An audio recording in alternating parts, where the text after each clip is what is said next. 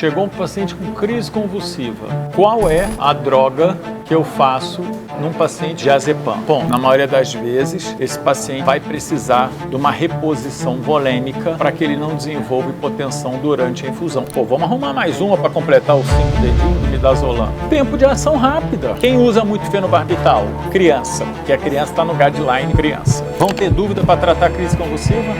Nevermore. Crise convulsiva. Chegou um paciente com crise convulsiva. Qual é a droga que eu faço num paciente com crise convulsiva? Diazepam. Ponto. Então, para eu tratar uma crise convulsiva, eu interrompo a crise convulsiva com midazolam, desculpa. Intravenoso ou retal. O midazolam a gente pode fazer intramuscular. Aonde intramuscular? No vasto lateral. Por quê? É o mesmo que é de qualquer coisa. Por quê? Porque ali a vascularização ela é muito grande. Beleza? Ok? Então, diazepam é a primeira opção porque é mais barato, tem tudo que é lugar, mas o midazolam também interrompe crise convulsiva. E muitas das vezes, o paciente quando chega no pronto-socorro, ele chega e você não consegue pegar um acesso venoso dele, porque ele está se debatendo. Então, muitas das vezes, o midazolam vai ser uma opção, porque eu não tenho acesso venoso, então muitas das vezes eu vou ter que usar o midazolam. Você, às vezes, fazer via retal nesses pacientes é muito difícil, o cara está se batendo, né? O cara está ali com a crise convulsiva, você virar tal para fazer via retal não é uma das manobras mais fáceis de se fazer. Via retal absorve mais rápido que intramuscular? Absorve. O muscular também absorve rápido. A gente está falando de delta T's aí muito curtos, um com o outro. Então, midazolam é outra opção. E aí, ela chegou em crise convulsiva? Ela chegou em estado pós-ictal. Pós-ictal. Aí entrou, eu já avaliei ela lá em cima, já desci com ela, botou ela ali e ela fez outra crise convulsiva. Com quanto tempo depois? Ela fez no PS enquanto estava aqui. O que ela fez lá, e menos de 10 minutos ela fez de novo. Então, se eu tenho 2, 3 crises convulsivas com delta T de 10 minutos, nós já estamos diante de um diagnóstico, já não é mais de crise convulsiva, é de status epilético. Crise convulsiva, você fez o diazepam, o paciente refez a crise convulsiva. Nós já estamos diante de um diagnóstico que é de status convulsivo. Status convulsivo epilético, tem um status convulsivo não epilético. No caso dela, ela está tendo atividade tônico-clônica. Fácil diagnóstico. Diagnóstico mais fácil para a gente. Repeti a dose do benzodiazepínico para eu cessar a droga, cessar a crise convulsiva. Não consegui ter êxito. Aí eu avanço e utilizo fenidantoína. Idantal tem a dose de ataque, que é de 15 a 20 mg por quilo de peso. Eu vou usar a dose de ataque. Eu vou diluir apenas em soro fisiológico. Vou repetir, fenidantoína eu diluo apenas em soro fisiológico. Então, diluir 20 mg ou 15 mg por quilo de peso no soro fisiológico e coloco para correr entre 30 minutos e 1 hora. Qual é a complicação do uso do idantal durante essa infusão de 1 hora? Hipotensão.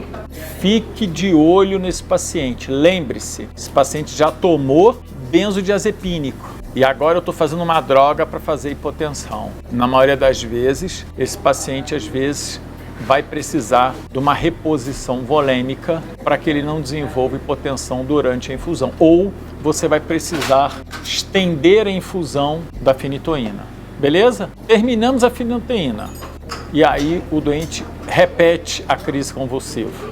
E aí? Já utilizei diazepam, utilizei o idantal, idantalizei na dose máxima, o doente fez hipotensão, fiz um pouquinho de volume, melhorou, estendi um pouco a infusão do idantal e o doente convulsiona novamente. Nesse momento, você pode refazer o idantal, mas possivelmente esse paciente ele vai evoluir para proteção de via aérea e midazolam em forma contínua, onde eu uso midazolam em forma contínua venoso, que o midazolam, vamos falar um pouco do midazolam. O midazolam, posso usar o propofol também. Eu posso usar o midazolam, eu posso usar o propofol. Vamos falar do midazolam. Midazolam é uma ótima droga. Por quê? Ela é mais acessível, mais barata. O que mais? Vamos tentar ocupar as 5 mãozinhas, os 5 dedinhos da mãozinha. Os benefícios do midazolam. Ele é anticonvulsivante. Ora bolas. Ora bolas. E não é o que a gente quer usar para... Então ele é barato, mais barato, ele é anticonvulsivante. Ele é o quê? Hipnótico. O que mais? Ele tem uma característica muito boa quando a gente utiliza, por isso que a gente utilizou por muitos anos e ainda continua utilizando em alguns pacientes o midazolam para sedação. Ele é amnésico, ele faz amnésia. Poxa, isso aí é bom, não é? Alguém quer lembrar que ficou internado na UTI, teve crise convulsiva e que ficou, enfim, foi entubado? Pô, vamos arrumar mais uma para completar os 5 dedinhos? Mais uma característica do midazolam. Tempo de ação rápida. Tem antídoto. Qual é o antídoto do midazolam? Flumazenil. Muito bem. É o antídoto, parabéns. A gente usa o flumazenil. Recapitulando, ele é mais barato, ação rápida, anticonvulsivante, hipnótico e amnésico. Essas são as características do midazolam, por isso que o midazolam é amplamente utilizado na terapia intensiva. Utilizei o midazolam dose plena e o paciente fez crise convulsiva. Eu posso utilizar, nesse caso agora, eu utilizo o tiopental. E aí o tiopental eu vou utilizar em infusão contínua. E de preferência, esse paciente, eu devo estar com ele monitorado eletroencefalograma contínuo, para que eu possa identificar se esse paciente está fazendo ou não atividade elétrica não convulsiva. Porque enquanto ele está se debatendo, fazendo a crise convulsiva tônico-clônica, tá fácil para o examinador identificar a crise convulsiva. Mas e se esse paciente estiver fazendo a crise convulsiva não epiléptica? Aí é difícil. Aí somente com o eletroencefalograma. Ok? Você já usou o tiopental? Muito. Nós usamos aqui vários. Lembra do nosso pacientezinho aqui do leite 7? Nossa. Usou. Quem usa muito fenobarbital? Criança, porque a criança está no guideline criança. Relembramos então, havia desde uma crise convulsiva até um status convulsivo epiléptico ou status convulsivo não epiléptico. Tá ok? Fechou? Ficou com dúvida? A convulsão enquanto ele está sedado não pode apresentar nistagmo? Pode. É um sinal. Pode ter nistagmo. Às vezes ele pode ter uma convulsão focal no lábio, na língua, existe, mas isso é uma atividade, você vê a atividade convulsiva, o que eu estou dizendo? É o paciente estar fazendo uma atividade convulsiva e não estar apresentando isso, exteriorizando a crise convulsiva, quer seja tônico-clônico, quer seja com nistagmo, quer seja com um movimento ritmado da boca, do lábio, do dedo. Eu posso fazer uma crise focal, não necessariamente tônico-clônica generalizada. Eu posso estar fazendo uma focal. Quando eu identifico, é fácil, eu vou agir. Até o uso do tiopental, que à medida que eu coloquei num coma barbitúrico, eu resolvi o problema. Eu zerei o eletroencéfalo dele. Qual é o problema? É na hora que eu vou retirar o barbitúrico. Aí existe a recomendação que é o quê? Que é você retirar e retirando percentualmente monitorado com eletroencéfalo. Isso é o ideal. Mas é difícil você ter o eletroencéfalo contínuo, porque o eletroencéfalo pontual, eu estou tendo uma foto do meu paciente e não estou vendo o filme dele todo. Qual é a causa dessa crise convulsiva? Ela não fazia uso de anticonvulsivante? Não. Então, vamos sair da crise convulsiva tônico-clônica generalizada para o status epilético e agora a gente está numa paciente em ventilação mecânica, em uso do midazolam, que nós já demos os 5 bons motivos para utilizar o midazolam. Fala um, doutora. Hipnótico, outro. Amnésico, outro. Tempo de ação rápida, outro. Barato, outro. É um anticonvulsivante, beleza? As 5 características.